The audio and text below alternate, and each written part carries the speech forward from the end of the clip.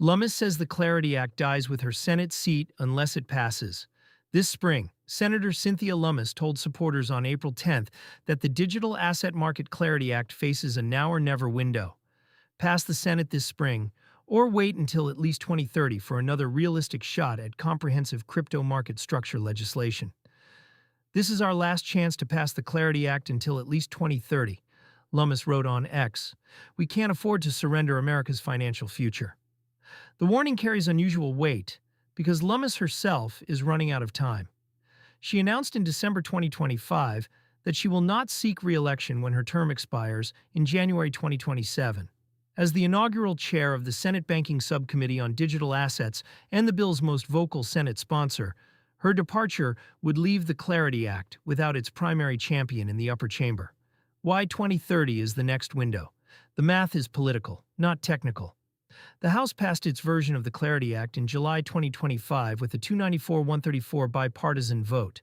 But once Lummis leaves, the Senate loses its most experienced crypto legislation advocate in leadership. Midterm elections in late 2026 will compress the legislative calendar, and a new Congress in 2027 would need to restart the committee process from scratch.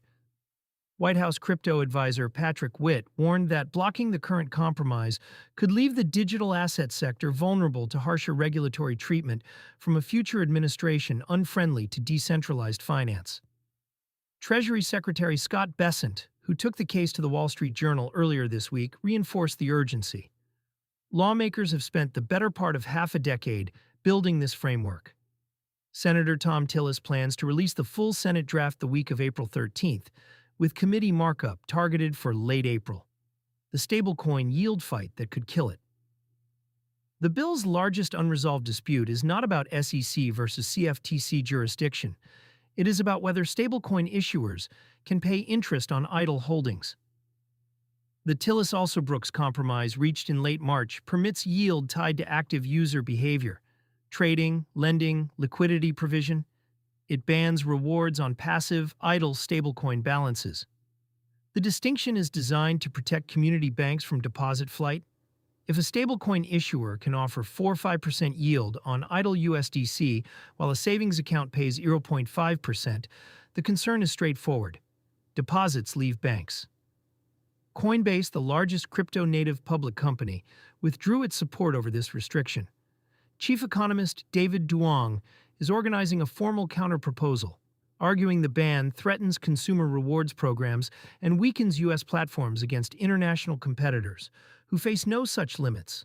The White House's own economic analysis estimated the yield ban would redirect only $2.1 billion in deposits back to banks, a 0.02% increase in total lending capacity.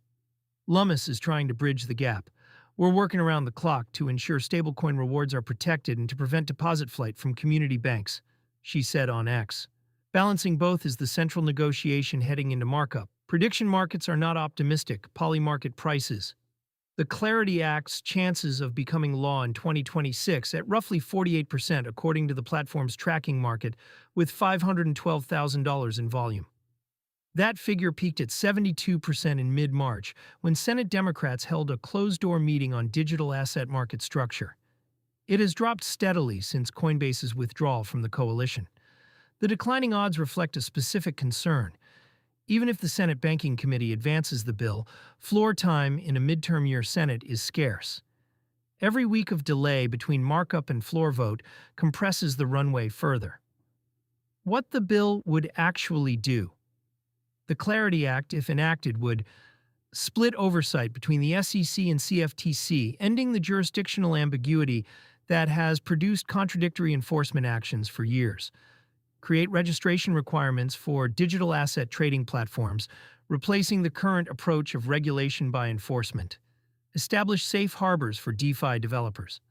Lummis highlighted this as the bill's strongest provision. Developers, validators, and node operators will finally have a safe harbor.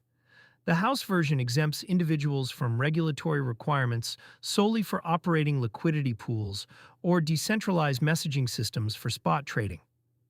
Set federal stablecoin standards, pending resolution of the yield dispute. SEC Chair Paul Atkins has expressed readiness for rapid implementation once the bill is enacted. His team has a dedicated crypto fundraising framework waiting for White House sign-off that would complement the Clarity Act's market structure provisions. The clock Lummis cannot reset. The next few weeks determine whether 6 years of legislative work produces a law or a footnote. Senator Bill Hagerty indicated the Senate Banking Committee could move the bill during the work period beginning April 13th. If markup slips past May, the midterm calendar likely kills it. BTC traded at $72,126 as of April 11, 2026, up 8.7% over 7 days. ETH sat at 2,247, up 9.6% on the week. The Fear and Greed Index read 49, squarely neutral. Markets have not priced in legislative failure, but they have not priced in passage either. For crypto users, the practical stakes are concrete. Without the Clarity Act, the SEC continues operating under the Howey Test framework that produced 13 enforcement cases. The agency itself admitted produced no investor benefit. DeFi developers remain in legal limbo. Stablecoin issuers operate under a patchwork of state regulations, and the next realistic window to fix any of it is 4 years away.